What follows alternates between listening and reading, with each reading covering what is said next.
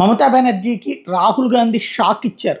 ఏదైతే కోల్కతాలో జరిగినటువంటి డాక్టర్ అత్యాచార హత్య కేసుకు సంబంధించి దాన్ని దాచే ప్రయత్నమే చేస్తుంది మమతా బెనర్జీ. ఇంతకుముందే దాని గురించి మాట్లాడుకున్నాం కూడా. ఎందుకంటే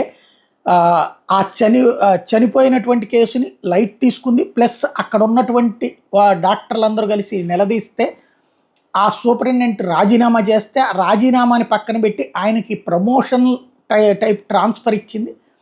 పైగా ఎక్కడైతే ఈ అత్యాచార సంఘటన జరిగిందో ఆ ప్రదేశానికి సంబంధించి రెనోవేషన్ పేరుతో కూల్చేసింది.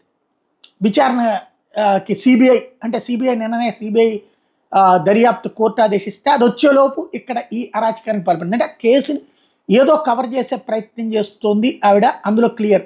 ఇందులో ప్రధానమైనటువంటిది ఏంటంటే ఇప్పుడు వాలంటీర్ పోలీస్ అనే ఒక కొత్త సిస్టమ్ ప్రపంచానికి తెలిసింది. ఎందుకంటే వాడు కార్యకర్తలే పోలీసులాగా. అంటే పోలీస్ స్టేషన్ని నడిపేవాడు, పోలీస్ వ్యవస్థను నడిపేవాడు ఒక పార్టీ వాడు ఉంటున్నాడు, వాడు ఇక్కడ కలెక్షన్ చేసుకుంటాడు డబ్బులు అన్నటువంటి విషయం అక్కడ బయటపడింది.